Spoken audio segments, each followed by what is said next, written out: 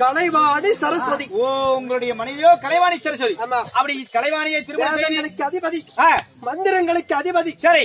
1000 கலைகள் 64 கல்விகளுக்கு சரி தலைவராக இருக்கக்கூடிய கலைவாணி சரஸ்வதியாக இருந்தால் திருமணம் செய்து உங்களுக்கு என்ன வேலை? நாளொன்று தவறாமல் எனக்கு பிண்டம் பிடித்தல் எனக்கு வேலை. ஓ, பிண்டம் என்றால் பிண்டம் பிடிக்கிறது அப்படின்னா என்ன சாமி? அதனால பிண்டம் என்றால் ஆணுக்கு ஒரு பெண்ணாகவும் பெண்ணுக்கு ஒரு ஆணாகவும் சரி உயிர்களை படைக்கக்கூடிய வேலை. சுருக்குமா சொன்னா என்ன?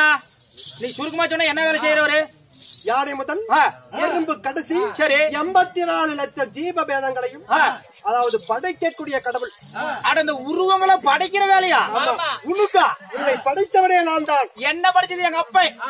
அப்பனை படிச்சவனே நான் தான். எங்க அப்பனை படிச்சது எங்க தாத்தை. உங்க தாத்தனையும் படித்தவன் நான் தான். நிஜமாலுமா? ஏச்சாமி என்ன படிச்சது நீங்கிற? சரி, எனக்கு ஒரு 1.5 வயசுல ஒரு பையன் இருக்கிற அவனே நான் தானே படிச்சேன். அவனே நீ தான் படிச்சியா? எனக்கு இப்ப ஒரு சந்தேகம் வருது. நாங்க கல்யாணம் பண்ணி நைட்டு 9 மணி பஸ் நைட் விட்டாங்க என்ன எங்க கொண்டாட்டியும். நாங்க உள்ளார பூந்து கதவு சந்து எல்லாத்தையும் ஒரே சந்துல அடிச்சுக்கிட்டேன். நீ எப்படி உள்ளார வந்து வேலை விடுவ? தெய்வங்களின் கடாட்சம் அப்படி. அதுதான் எப்படிங்கிறேன். தலையில எழுதுனாதான் அவன் பூமியிலே வந்து பிறப்பான். ஐயோ சாமி, எனக்கு ரொம்ப நாளா ஒரு சந்தேகமா இருந்துச்சு. அதுதான் என் 1.5 வயசு பையனமும் உன்னாட்டுமே முழிக்கிறான். ஆனா வாய்க்கு எல்லாமே உன்ன மாதிரி தான் இருக்குதுங்க. அந்த நான் கூட உன்ன மாதிரி தான் இருக்குது. ஓ, நீங்க மேல இருந்து கைய காட்டினா போதும். என் அம்சத்தால் பிறந்தவன். ஓ, படிக்கக்கூடிய வேலை. நீங்க நான் சக்தி கொடுத்தாதான் உங்களுக்கு குழந்தையே பிறக்கும். மாமா என்ன செலவு பண்ணி கல்யாணம் பண்ணி ஒரு பிரயோஜனம் இல்ல. என் பையன் உனக்கு பிறந்ததா? யாருக்கு பிறந்தா என்ன அப்பன் சொல்றதுக்கு நான் இருக்கிறேன் சொல்லு. போகட்டும். ஆமாங்க நண்பா. சரி, அப்படி பிண்டங்களை பிடிப்பது என் வேலையாக இருந்தாலும் நண்பா சரஸ்வதி கலைவாணிக்கும் இந்த பிரம்மதேவனுக்கும் நாரதன் தக்கன் தரணி என்று சொல்லக்கூடிய 3 குழந்தைகள்.